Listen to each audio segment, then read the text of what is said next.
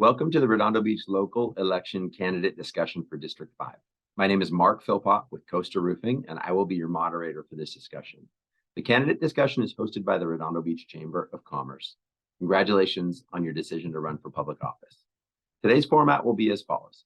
You may begin with a 1-minute opening statement. The timekeeper will hold a yellow card when there are 15 seconds left on the clock for you to speak.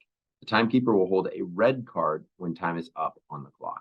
You will have 30 minutes to answer the 8 pre-selected questions, which were emailed to you and to each candidate at least 1 day prior to today's Zoom call. When there are 15 minutes left to speak, the timekeeper will advise of time left on the clock. Good afternoon. My name is Mara Santos, and I will be your timekeeper for today. And you may start your first minute introduction now. Hello, my name is Paige Kaluderovic. My family and I live in North Redondo Beach, and I'm a mother of 2 amazing daughters who attend Washington Elementary, where I am the legislative chair on the PTA. I operate a small local business as a postpartum doula, and in my work as a doula, I give evidence-based information to families and then support and advocate for their choices. This is not far from the requirement of public service, where my job as a city council member will be to provide factual information from all sides and then support the voices of my constituents. I look forward to being your advocate on council. Please share your top 2 to 3 priorities for the city of Redondo Beach if you are elected to city council. What are your plans to accomplish them? My top priorities would be to realistically address the housing need, making sure that not all of the added housing gets put into one area, overburdening the schools, and specifically North Redondo. To work to make our streets safer by providing more crossing guards, creating a connected network of safe, bikeable streets, and providing education, especially to the younger people who may not have taken driver's ed and may not know the rules of the road.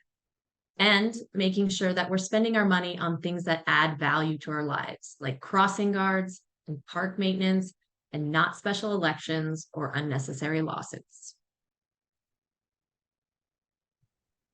What do you see as the primary assets a thriving business community brings to the city of Redondo Beach? And what will you do to support business retention, growth, and job creation in Redondo Beach? Well, I think the question speaks to what a thriving business community is. One that has good business retention, business growth, and job creation. What we do to foster that is important.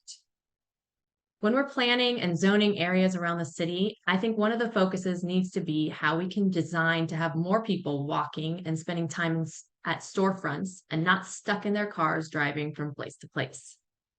On a basic level, we just need to get along with our business community because right now there seems to be tension between business and the city. It's imperative for the success of our community that the city council listen to the business community about obstacles and issues they're facing and then work closely with them to make sure they're successful. Efforts to revitalize the Redondo Beach waterfront and the Artesia corridor have been ongoing for several years. As a council member, what role would you play to bring consensus in our community around these issues so we can move forward with revitalization of these would-be economic engines for our city? Well, I'll first say that we're not all going to agree on everything. Knocking on doors has definitely shown me that we see things from different perspectives, and sometimes, but not always, we want entirely different things. Some residents asked me for more stop signs and how to get speed bumps installed on their street, and others have asked for fewer stop signs. So when it comes to the waterfront, with input from our community, the harbor amenities plan is done and it looks great. The question now is, how do we pay for it? Or how do we find someone who's willing to pay for it, for some of it? The city can't pay for all of it on its own, so a private-public partnership has to be financially attractive to an investor. It seems like we're still in the same place where we can't compromise on anything. And so things are just sitting, aging, and becoming more costly and liabilities while we dig in our heels. We need to have leadership that can bring strong advocates for the community, that can be strong advocates for the community, and find ways to grow our tax base. These are not contradicting ideas, but the recent politics have made them seem that way. With significant losses in revenues to the city due to the pandemic, pressure to increase city revenues will be substantial. Please share what you would propose to keep the city budget balanced and increase revenues during the next 4 years. What I see as our biggest threat and drain of our finances are the unnecessary lawsuits. I'm sure we could save a ton of money there, and we definitely need to focus on increasing our tax base. The new proposed South Bay Social District at the now Galleria will be great. With just the remodel of that space, it'll breathe new life into that area, and it'll likely spark the same down Artesia Boulevard. It'll also grow our TOT income with the addition of a hotel and property taxes with the 300 added housing units that have been approved. The waterfront obviously has potential to help in that way too, but we seem to have stalled in that discussion. I hope with new points of view on the council, we can revisit that. Homelessness has become a statewide crisis. Between the pallet shelter and its homeless court, Redondo has become a model for how to address this issue. What additional long-term solutions do you propose for addressing the homeless concerns in Redondo Beach and the region? I heard from an officer the other day that the homeless court had dropped from 150 to about 90, according to this most recent count. And he also stated that more than 20 people were recently placed in housing of one kind or another. So it seems like we're making progress, but the issue is still there. So we need to keep at it. I know we've also recently hired new staff paired with officers to be the point person when it comes to unhoused people. The goal, of course, is that we wouldn't need a pallet shelter or a homeless court. So we'll have to continue to engage the mental health professionals along with other services to get people the real help they need, because just having a bed or a place to stay is not always the only thing needed. And of course, an increased supply of housing, specifically affordable housing, would also benefit this population.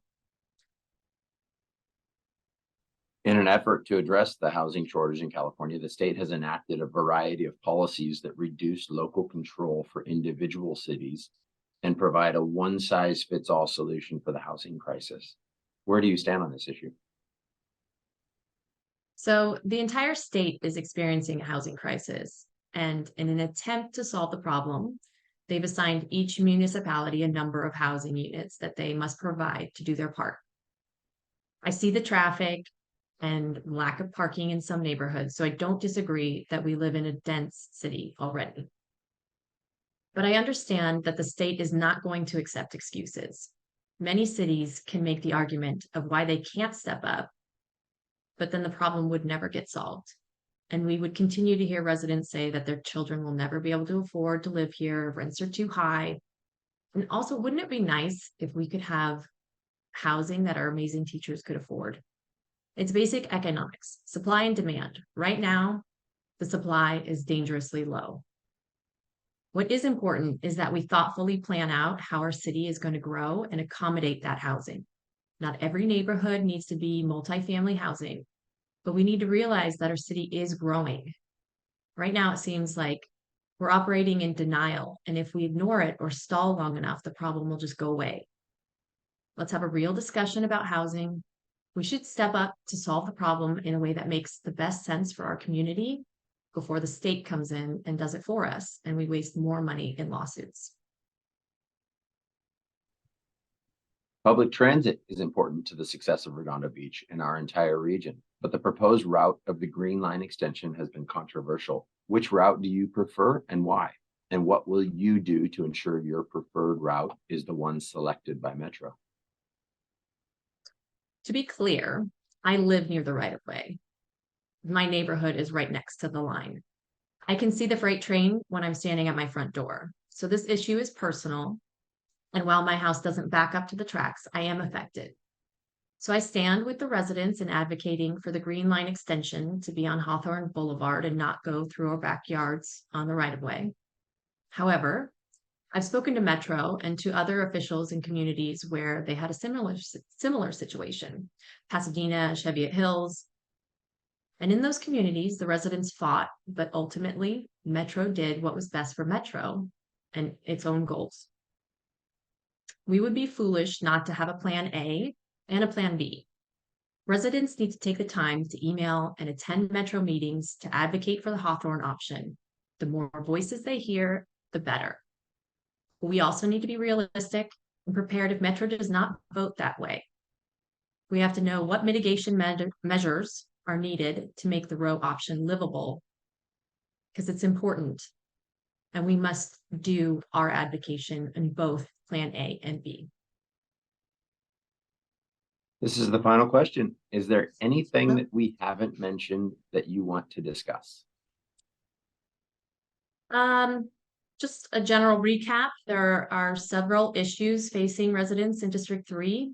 The Metro Green Line extension, hundreds of added housing units, safety on the streets, and you guys needed a representative that shares your experience when it comes to these big issues. Thank you for those of you who will be watching this to take time to make an informed decision about who your next council member will be in District 3. We have come to the end of the District 5 discussion. I would like to take a moment to thank you for spending some time with us and taking the time to participate in this informative call. We wish you all the best with your campaign. Thank you for agreeing to participate in today's discussion and for agreeing to be recorded and to make the video publicly available. Thanks, Mark.